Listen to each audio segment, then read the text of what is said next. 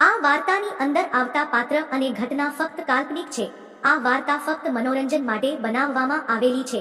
તેને કોઈ પણ વ્યક્તિ કે ધર્મ સાથે લાગે વળગતું નથી. આ વિડિયો તમે ફેસબુક ઉપર પણ જોઈ શકો છો. નીચે લિંક આપેલી છે. સ્નેહા મારા પાડોશમાં રહેતી હતી. તે 12મા ધોરણમાં અભ્યાસ કરતી હતી. તેની ઉંમર 18 વર્ષની હતી. તે ખૂબ જ સુંદર હતી અને એકદમ હરીભરી હતી. હું ઘણીવાર તેના પરિવાર સાથે અને તેની સાથે વાતચીત કરતો હતો કારણ કે તેની અને અમારા ઘરની છત એક જ હતી. તે અભ્યાસમાં નબળી હતી. તેની પરીક્ષાઓ નજીક હતી.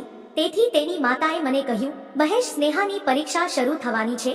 તે અભ્યાસમાં નબળી છે તો થોડો સમય કાઢીને તેને શીખવીશ. મેં કહ્યું, હા જરૂર. હું રોજ રાત્રે 9 વાગે તેમના ઘરે જઈને તેને ભણાવતો હતો.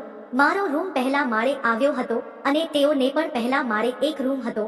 તે હંમેશા બંધ રહેતો હતો કારણ કે તેના માતા પિતા અને તેનો નાનો ભાઈ જે 15 વર્ષનો હતો તે બધા નીચે ગ્રાઉન્ડ ફ્લોર પર રહેતા હતા. 2 દિવસ પછી મેં તેની માતાને કહ્યું કે આંટી, અમને નીચે ડિસ્ટર્બ થાય છે. શું અમે તમારા ઉપરના રૂમમાં અભ્યાસ કરી શકીએ? તેને તરત જ હા પાડી. હવે હું દરરોજ રાત્રે 9 વાગ્યે જતો અને 11-12 વાગ્યા સુધી ત્યાં જ રહેતો. તે અભ્યાસમાં ખૂબ નબળી હતી. તેને કંઈ પણ બરાબર યાદ ન રહેતું.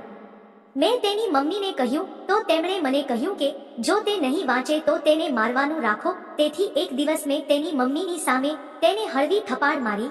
તે દિવસે મેં તેને પહેલીવાર સ્પર્શ કરી. તેનો ગાલ ખૂબ જ ગરમ હતો. થપ્પડ મળતા તે હસવા લાગી. બીજે દિવસે હું તેને ગણિત સમજાવી રહ્યો હતો. તેના શર્ટનું એક બટન તૂટી ગયું હતું. તે અભ્યાસમાં ધ્યાન આપી રહી હતી અને મારું ધ્યાન તેના તૂટેલા બટનની પાછળ હતું. અચાનક તેનું ધ્યાન તૂટેલા બટન પર ગયું. તે શરમાઈ ગઈ અને શર્ટ બદલવા નીચે ગઈ. મેં પૂછ્યું, શું થયું? તેણે કહ્યું, તમે મારી પર સારી રીતે ધ્યાન આપી શકતા નથી. તેણે શરમનો અનુભવતા કહ્યું. મેં કહ્યું, મારું ધ્યાન તમારા પર જ છે. તેણે કહ્યું, તમે શું કહો છો? આથી મારી હિંમત વધી. મેં ધીરેથી તેના ગાલ પર થપ્પડ મારી અને પ્રેમથી સ્મિત કર્યું. જવાબમાં તે પણ હસી. મારી હિંમત વધી રહી હતી. મેં તેના બંને કાન પકડી અને પપ્પી કરી. તે ખસી ગઈ અને બોલી કે મારા મમ્મી આવશે. અમે પાછા ભણવા લાગી ગયા. બીજે દિવસે તેના માતા પિતા અને તેનો ભાઈ કોઈ કામ માટે બહાર ગયા હતા. જાતી વખતે તેની માતાએ મને કહ્યું, તે ઘરે એકલી છે. તું રાત્રે અમારા ઘરે સૂઈ જજે. હવે જાણે મારી ઈચ્છા પૂરી થઈ ગઈ. હું રાત્રે 9 વાગે તેના ઘરે ગયો હતો. તે ગ્રાઉન્ડ ફ્લોર પર હતી.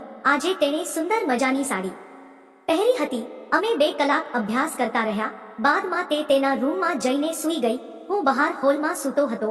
ત્યાં અચાનક લાઇટ જતી રહી. તે રૂમમાંથી બહાર આવી અને મારી પાસે બેઠી અને અમે વાતો કરવા લાગ્યા. તેણે મને કહ્યું, હું તને પ્રેમ કરું છું.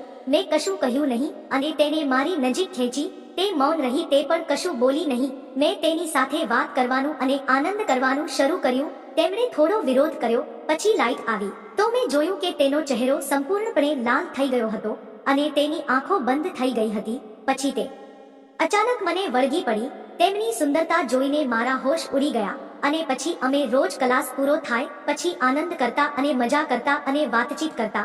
પછી અચાનક તેના પિતાની બદલી થઈ ગઈ. ત્યારથી આજ સુધી હું તેને મળ્યો નથી. તે મારા જીવનની સૌથી સુંદર પળ હતી જેને ઈશ્વરે મને ઇનામ તરીકે ફૂલમાં ફેરવવાની જવાબદારી આપી હતી. આજે મારે તેમની સાથે ફોન પર વાતચીત થાય છે. હું ફરી એક વખત તેને મળવા માંગુ છું. તેમની સાથે રહેવા માંગુ છું. મિત્રો, લવ સ્ટોરી ગમી હોય, આને વાર્તા પસંદ આવી હોય તો વિડીયોને લાઈક અને ચેનલને સબસ્ક્રાઇબ જરૂર કરજો. ફરી મળશું એક નવા વિડીયોમાં. ત્યાં સુધી આવજો.